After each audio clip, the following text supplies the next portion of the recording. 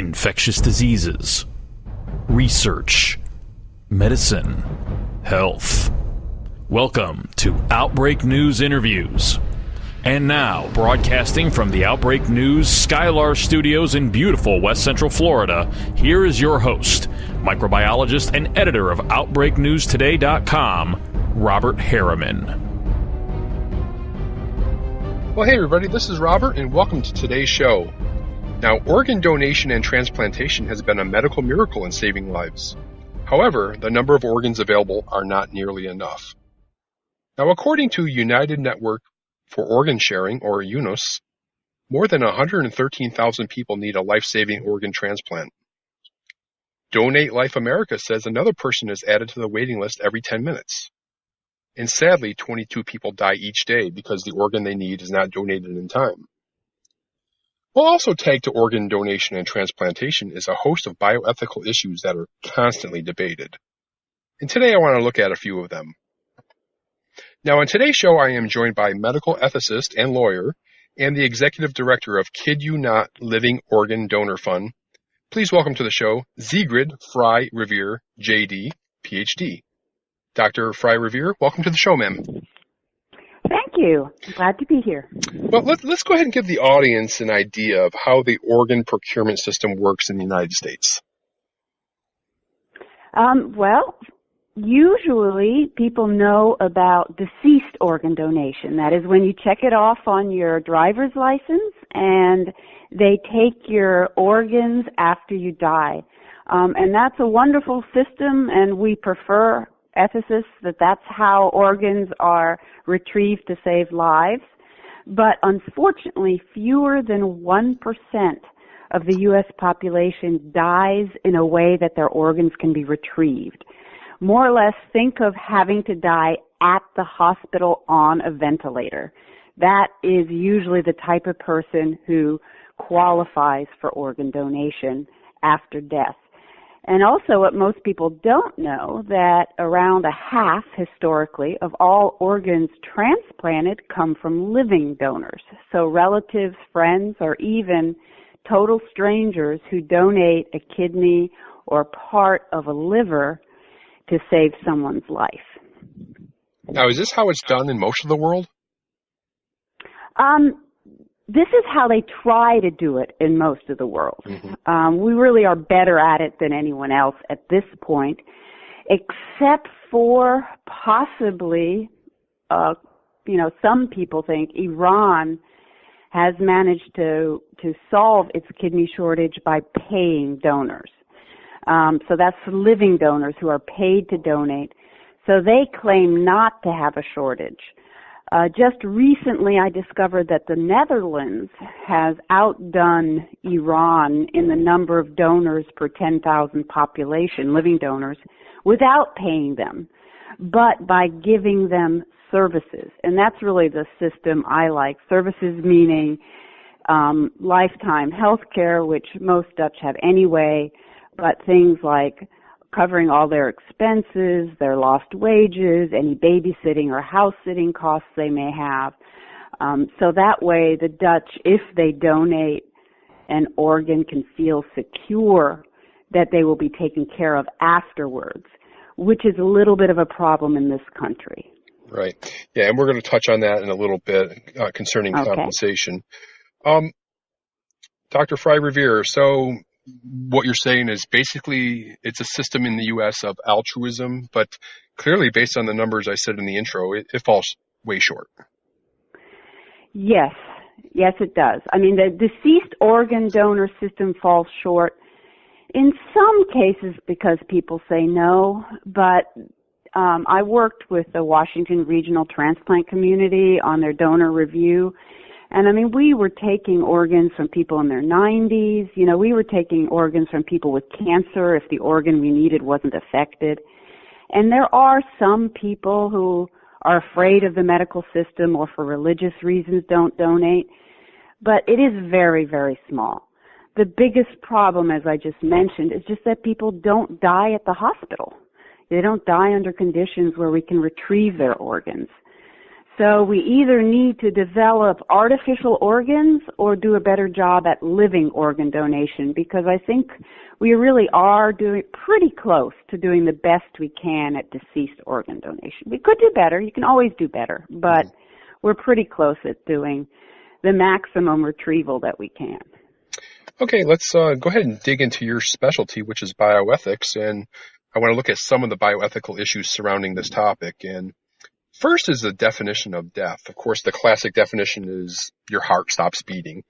Then there's also brain death. Can you discuss the differences and where the ethical issues lie? Well, to be honest, the brain death definition was actually developed in the 50s specifically to help with organ donation. Because somebody on a ventilator who can have a brain that is not functioning, or where just the basic brain stem is functioning, so all their cerebral mental activity is gone, their brain is essentially gone, they can never interact with the world again, that person's heart is still beating because there's a machine that's keeping them alive, quote unquote, their body alive. And so the definition of brain death was developed for two reasons. One, so that person can be declared dead and taken off the machine, so we don't have people on machines forever. And two, so that their organs can be retrieved. So that's the definition of brain death. It has been criticized mainly because of how do you determine brain death? Are the mechanisms we use accurate? And there's always stories of people who've been, declared brain death who woke up later and were fine, but those are extremely rare. Okay. The cardio, they're going back to also using cardio because you have to be on a vent to use the brain death criteria, because it takes time to count, whether or not someone is responding, to do all the tests before you can use the organs or declare the person dead. Some hospitals are going back to the cardiopulmonary determination of death because you can do it in the ER very quickly. And that, of course, is even more controversial because there the question is, how long do you try to resuscitate someone? Gotcha. Right, before you declare them dead. And each time you try, you've spent more time during which the organs deteriorate. So that is very, very controversial. Now, another one which I think is pretty controversial is the issue of presumed consent. And this is where, the family's not even consulted. Basically, the state just decides that the organ belongs to the donation system. Can you explain that? And I can. After you die, do you still own your body? In your view? You know what? I don't think you do, but I think your family does. Yeah. I think historically the right of burial and what happens with the body belongs to the family. All the way back to Euripides and Antigone, the play of Antigone, where retrieving a dead one's body from the battlefield, and the right of burial is sacred in so many religions and cultures. And even in the American tradition, the owner, a person owns their own body while they're alive, but generally it's the family after.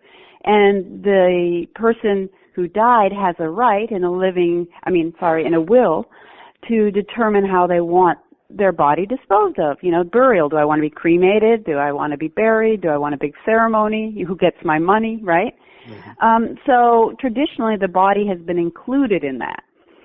So, I think the notion of presumed consent, which essentially says the body is communal property, you don't need it anymore, so we're going to use it for saving other lives, unless you tell us otherwise. That's what presumed consent is. We presume you consent to organ donation.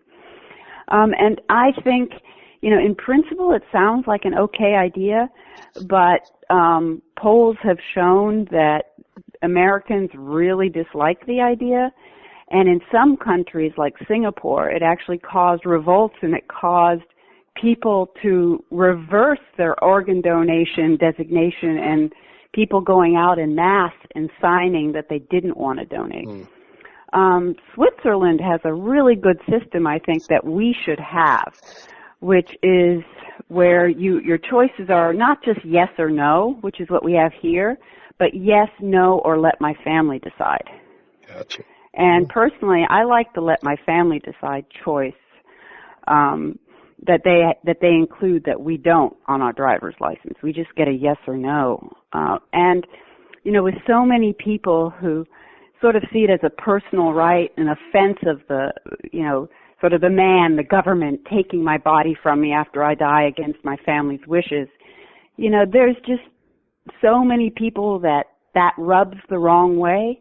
And as I just described, we've already just about maximized what we can do with deceased organ retrieval. Why rock that boat, when we're not going to gain much anyway? Right. Well, I'm giving away my age, but I'm old enough to remember the Mickey Mantle controversy, and some other celebs that received liver transplants years and years of drug and alcohol abuse. Dr. Fry-Revere, what do you say when it's argued that someone who destroys their own liver via alcohol, for example, should not get a donor liver? Well, what they do is they make decisions based on the individual case. And if someone, for example, has liver disease but, has been in a program for several years, has a young family that they're supporting, right? There are cases like that where you might say yes. Or if it's a relative or someone who's donating the liver, that's the question they should ask themselves, not the medical establishment. You can't tell a relative you can't give to your brother, but we'd like you to give to Joe Smo over here because he's a better person. Mm-hmm. And there were these ethics boards many years ago where they decide who should get an organ based on whether or not they were a good person or not, whether or not they had a family to support, and there was great outrage about that. So they tried to make the criteria more medically based. So in other words, what's the age of this person? How bad is the disease? Are they otherwise sick? Have they shown a tendency to stick with the rehabilitation program? So in other words, are they not drinking now? Have they not been drinking for several years? Issues like that go towards success. And the fact that someone had been drinking in the past is not an automatic exclusion under those criteria.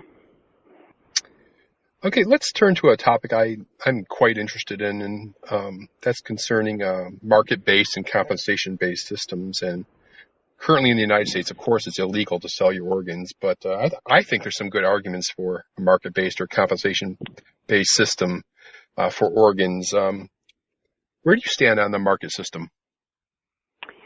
Well, 10 years ago, I actually held a big conference at the Cato Institute on exactly that question. And at the time, I sort of took the perspective, I cleaned bathrooms to help pay my way through college. I could have sold my kidney, saved a life, and paid for all of college. Why not, right? That was sort of like, I felt like that was my decision to make, and I don't see anything wrong with making money on saving a life. So that's the attitude I went with when I went to Iran. And when I saw the Iranian system and how it worked, I came back with mixed feelings. I did a TED Med talk where I talk about how great it is to let people save a life, but that the donors there were unhappy. And the main reason they were unhappy is the same reason the living organ donors in the U.S. are unhappy. It has nothing to do with getting paid. It has to do with being honest about the risks they are taking, how much time they have to take off work to recover, and they're getting necessary medical help for free if complications arise. And there are about 10% of living organ donors who have complications that last longer than a month after surgery. So, and those are the complications we know about. UNOS doesn't require that donors be followed more than 2 years. So we don't know much. We know some, but we don't know much about potential complications after that. The big issue, I think, is, because we see polls out there, someone say, oh yeah, I'd sell my kidney for $10,000. Why not? I'm saving a life. When they do those polls, people don't know what they're saying yes to. Sure, most people recover after 2 weeks and have normal lives after they donate. But the issue is that you've given up your reserve. You have normal kidney function, just in the same sense that the person who has one kidney that you've donated to has normal function. But even if you have 60% of the function or 70% of the function you had before you donated, because the remaining kidney kind of compensates a little bit, you still don't have the reserve you may need if your body is stressed severely. And believe it or not, they've discovered that even pregnancy is a serious stress. So people who only have one kidney because they've donated one, or they're transplant patients, their pregnancies are automatically high-risk pregnancies. And people don't know that. It doesn't mean someone shouldn't donate. It just changes the calculus, or the person who, even someone who just has a hernia that their insurance company refuses to fix because kidney donation is elective surgery. Then that person, I know one donor who ended up $400,000 in debt for fixing hernias, which are relatively a simple operation to fix a hernia, but she had repeated hernias and she had a hard time getting them fixed because of the financial issues. And, she ended up losing her house and her job. And that's just not right, that someone who saves a life gets into trouble like that. So if everything goes well, and let's say you're a student living at home, or you have a very supportive spouse and paid leave to donate, which I know donors who do, then if you pay them $40,000, that's free money, essentially. Free in the sense that, yes, they've donated their kidney, but now they have this money that they can actually spend on something else. But if you're a donor who runs into any of complications, or you lose your job because you've been out too long, $40,000 isn't going to go very far. So you create a boom or bust situation.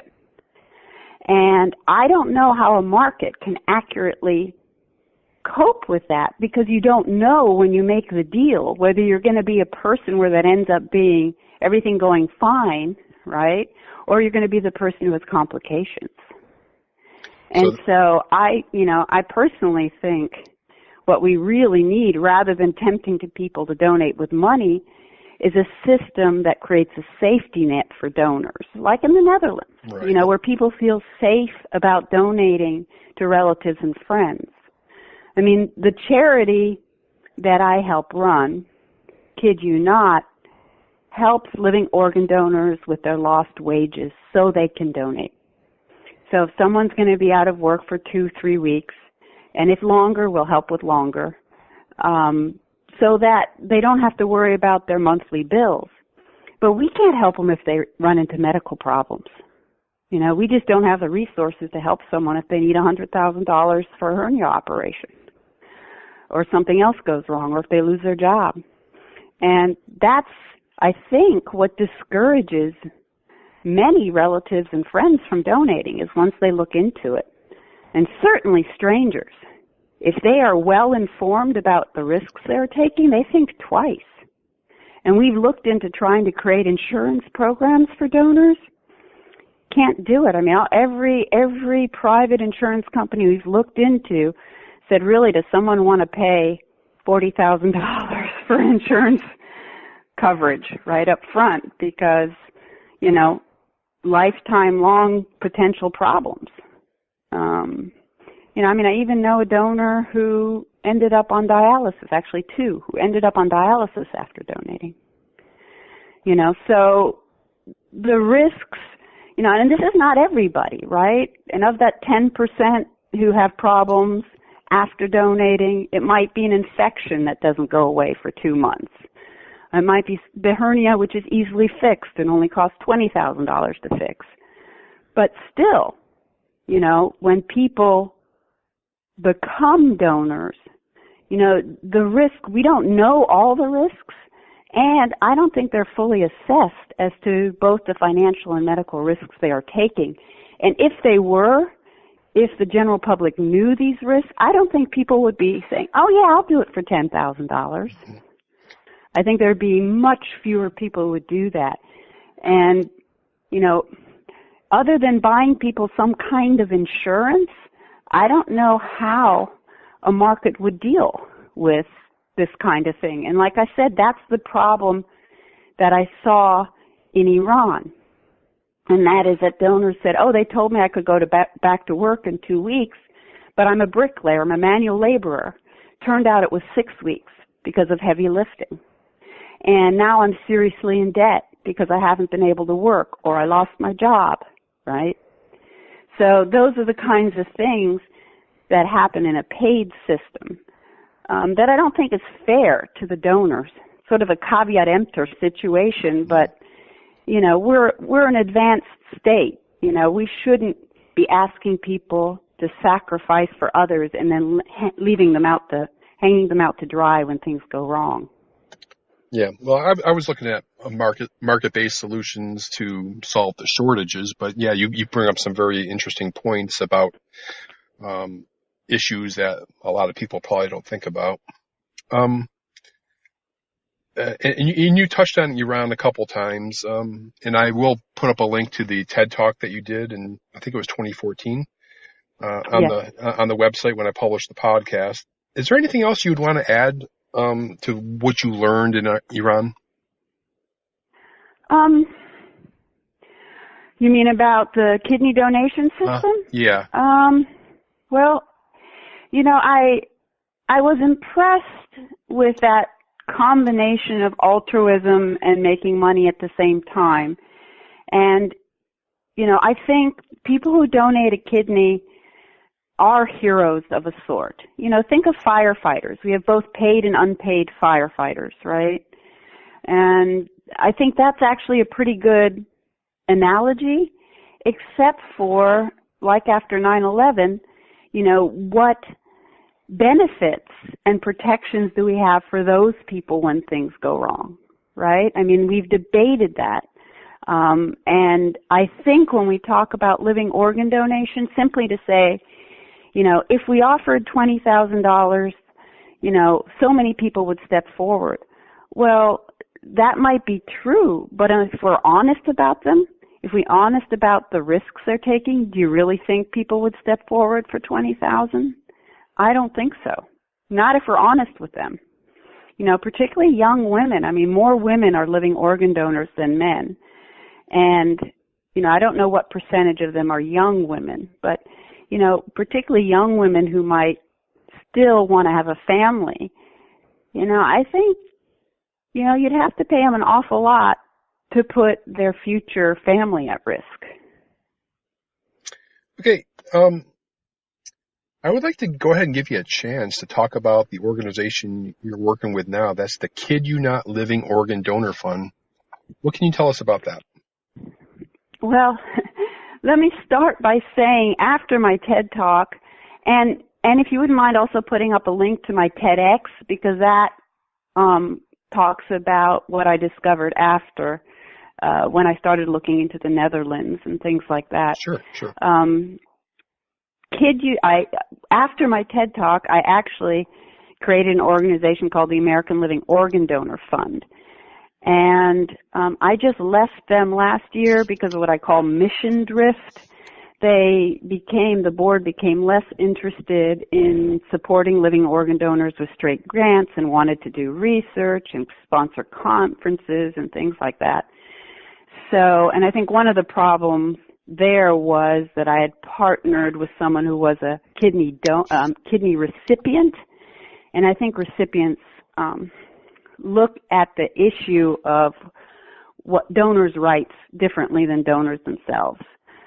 So the organization I left to join, it was called Kid You Not Living Organ Donor Fund, and the person who founded that is a living organ donor, and most of the people on our board are living organ donors or have a relationship to living organ donors. And she is totally focused on money and emotional support for living organ donors. So they're a total volunteer organization with 90% of the money they bring in goes directly to help living organ donors or their caregivers. That's the other thing people forget, is that when someone donates, often a spouse or a friend takes time off work to accompany them to the hospital and to take care of them when they first come home. So Kid You Not also covers lost wages for that person. But they have less than 10% overhead for administrative costs. So I'm really, really proud of the work they're doing, and that they're really focusing on what I think is the most important thing, and that is helping these good people who step forward and want to save the life of usually a friend or relative, and altruistic donors too, by making the donation financially neutral. Not paying them, but making it financially neutral so that they can step forward without having to worry about financial issues. Great. I'll go ahead and link to that organization's website also. And Doctor, any final thoughts on any of these topics? No, I think you've asked some really excellent questions. Is there anything else you have for me in that list of questions you have in your mind? No, we've really stretched the time here, so maybe we could do something again in the future with some other topics, because this is just a sampling, obviously, as you know. Right. And I think I think maybe the final word should be, people sometimes say I'm against living organ donation. I'm absolutely not against living organ donation. I think people should have the right, and in some ways sometimes they even have a moral obligation to help if they can. But I think as a society, we should make sure they understand the risks and help mitigate those risks. That's the problem. That's what bothers me, is that we encourage people to donate and then don't help them when things go wrong. And I think society as a whole, has an obligation to help these very good people who come forward and decide to help save a life. And that's why I have the help with the charity that does that. And I think we need to be focused not so much on encouraging people to donate, but in making sure it's safe for them to donate, both financially and medically. All right. Well, I want to thank you, Dr. Sigrid Fry-Revere, for sharing your time and your thoughts with me today. I appreciate it, ma'am. Well, thank you very much. It's been a pleasure. Okay, have a great day.